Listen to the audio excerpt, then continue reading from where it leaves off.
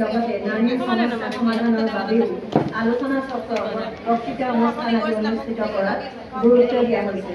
প্ৰতি দুবছৰৰ অন্তৰত অনুষ্ঠিত হোৱা ৰাজ্যিক অধিৱেশনত অসমৰ চুবুৰীয়া ৰাজ্য কলিকতা, উৰিষ্যা, অৰুণাচল, ছিকিম আদিৰ বিশিষ্ট লেখিকাসকলক আমন্ত্ৰণ কৰা হৈছে।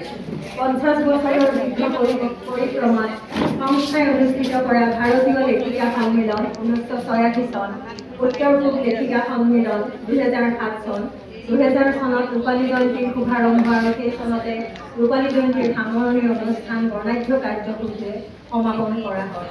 এই সকলো কামৰ সফলতাৰ ক্ষেত্ৰত সন্মানীয় সতীৰ্থসকলৰ মানসিক প্ৰস্তুতি আৰু হৃদয়দাৰী দিয়া দান বৰঙণি আমাক উৎসাহিত কৰিছে। এই অৰাজনৈতিক অনুষ্ঠানটি সদস্যসকলৰ পৃষ্ঠপোষকতাৰে চলি আছে। 2011 চনত পৃষ্ঠপোষক আৰু আজীৱন সদস্যাৰ বৰ্ণাঢ্য জীৱনপঞ্জী প্ৰকাশ কৰি দুদিনীয়াকৈ এই অনুষ্ঠান অনুষ্ঠিত কৰা হয়। সকলো কাম সফলভাৱে কৰিবলৈ স্বাধীন চিন্তা আৰু সাহসৰ প্ৰয়োজন।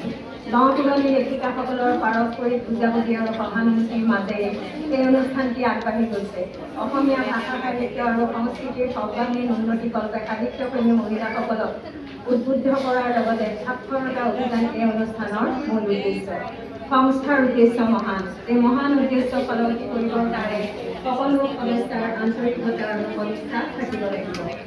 সেই অতিথিবৃন্দ আৰু সংস্থাৰ সন্মানীয় লেখিকা সদস্যসকল, সোণালী জয়ন্তীৰ সামৰণি অনুষ্ঠানৰ এই পবিত্ৰ সুযোগলৈ আগমন ঘটা আপোনালোকক আতিথ্য কৰিবলৈ যাওঁতে বহু দুখ ত্ৰুটি নিশ্চয় হৈছে।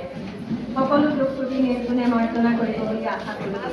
2025 চনৰ 16 মে'ত অনুষ্ঠিত হোৱা শুভাৰম্ভ অনুষ্ঠানৰ সময়ত ভাৰতবৰ্ষত যুদ্ধৰ দামমা বাজিছিল। বহুজনে প্ৰাণ হেৰুৱাইছিল। তৎসত্ত্বেও আমি সুকলমে সকলো কাম সমাধা কৰিলোঁ। এইবাৰো তিনিদিনীয়া বিভিন্ন কাৰ্যসূচীৰ ক্ষেত্ৰত উদযাপন সমিতি আৰু কেন্দ্ৰীয় সমিতিৰ যুটীয়া সহযোগত সফলভাৱে সমাপন কৰিবলৈ যত্ন কৰা হ'ব।